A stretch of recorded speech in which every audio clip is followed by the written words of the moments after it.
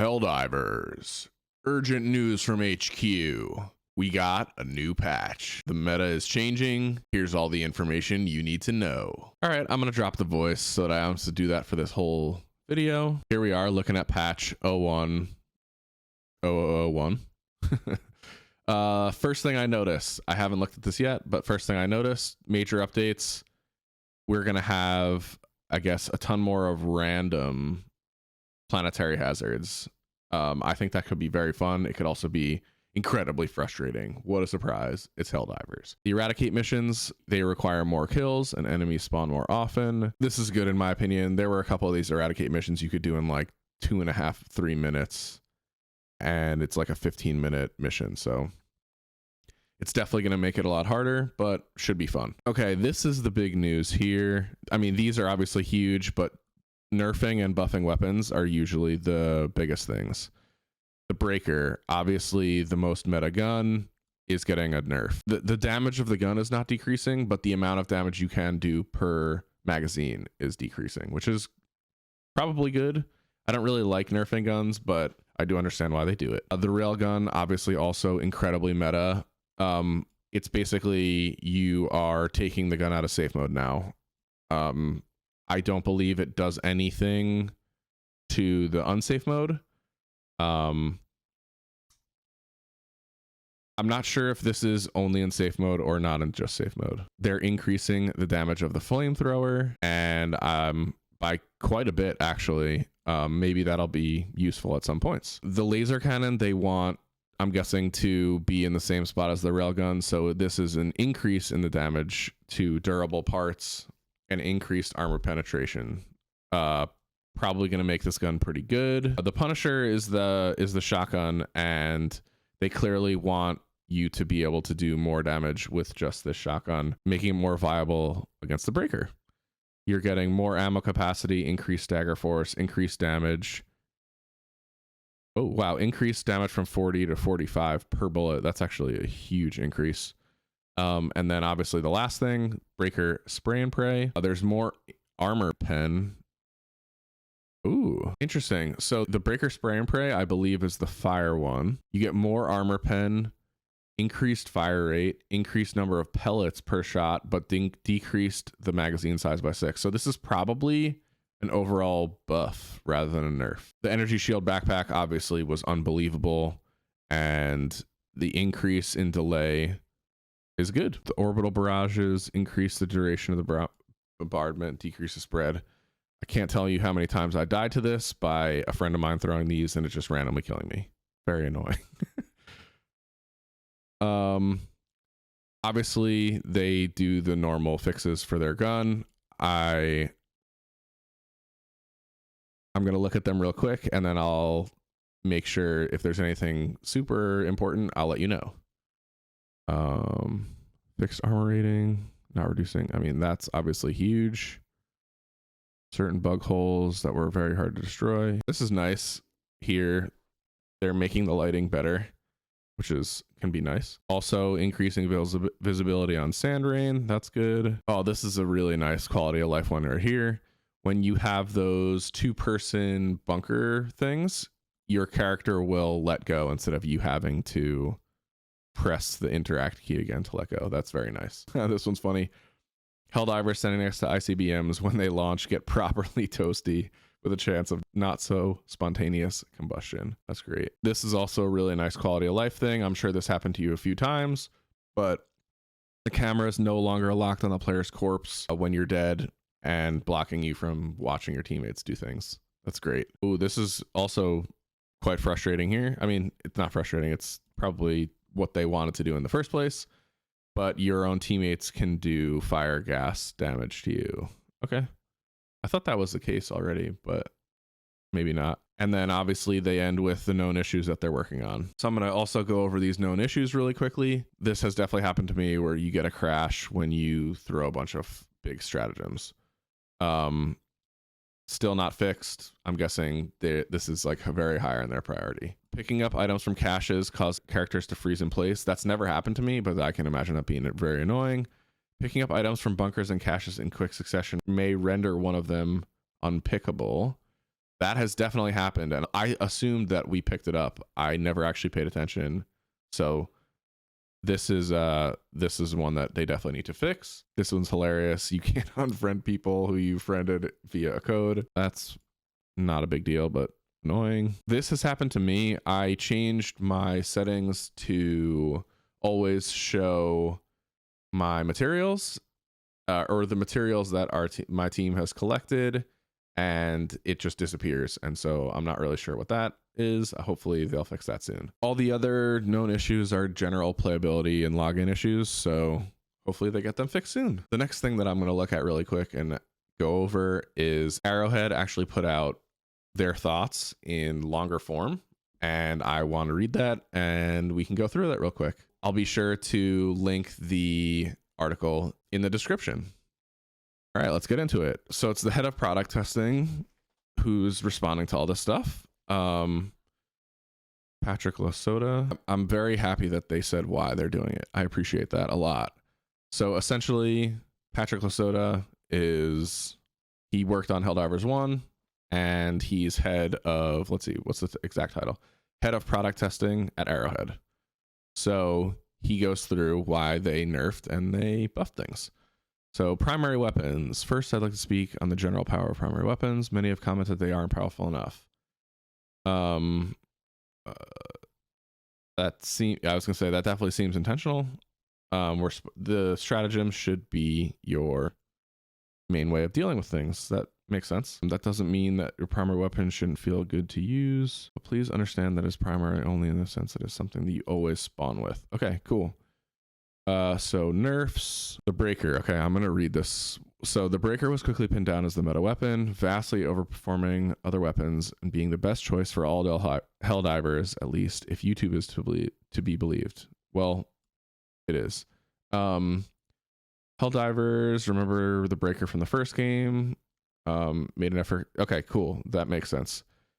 It was really powerful in the last game, so we made it powerful again. It was a well-liked weapon. It was great at killing chaff and generally had a few more kills than other weapons. That makes sense. It was, however, not necessarily better at making you succeed in a mission, and no real damage nerfs were warranted. That was what I mentioned when I actually read the patch, that only the overall damage was nerfed, not the actual damage of each bullet. Calculating total damage per magazine was quite high. That makes sense why they nerfed the amount of bullets that you get.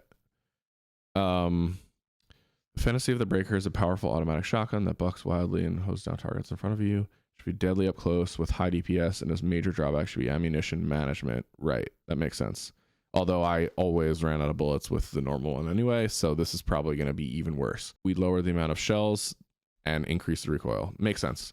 But the Punisher is the next gun. Punisher is a powerful pump shotgun that should hit hard, but be limited to a slow reload and fire rate. Makes sense. Its rounds reload allows you to have it constantly topped up. That's not an English sentence, but so the Punisher had a bug that would only have half ammo picked up each time you picked up ammo, making its supposed great ammunition economy quite poor. It also had weak impact when firing on enemies, often requiring multiple shots even at shorter range.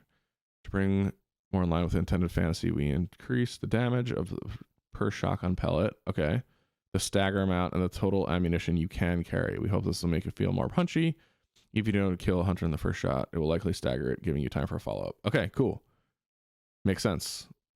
They want it to be more of a huge damage, large amount of ammo, but reload is really slow. Makes sense. Breaker spray and pray was intended to be even wilder, more point and destroy version of the regular breaker, something where pacing yourself would be even harder. A shotgun that requires you to get closer, but in comparison have a higher damage potential up close. As many players commented, however, it was mostly good for tickling anything larger than a scavenger. Okay, to bring it closer to what they wanted, we increased armor penetration, increased fire rate, increased the amount of shotgun pellets, and to compensate for the additional firepower, they reduced the magazine by 6 to not make it immediately outshine the regular breaker. This one might be the new meta.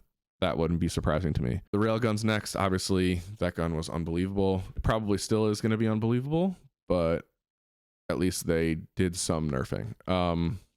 Another one of the current meta weapons enforced by its convenience and efficiency, the railgun is really intended to be a high-powered anti-tank sniper rifle requiring both timing and the unsafe fire mode. Requiring both timing with the unsafe fire mode and accuracy where you hit the enemy.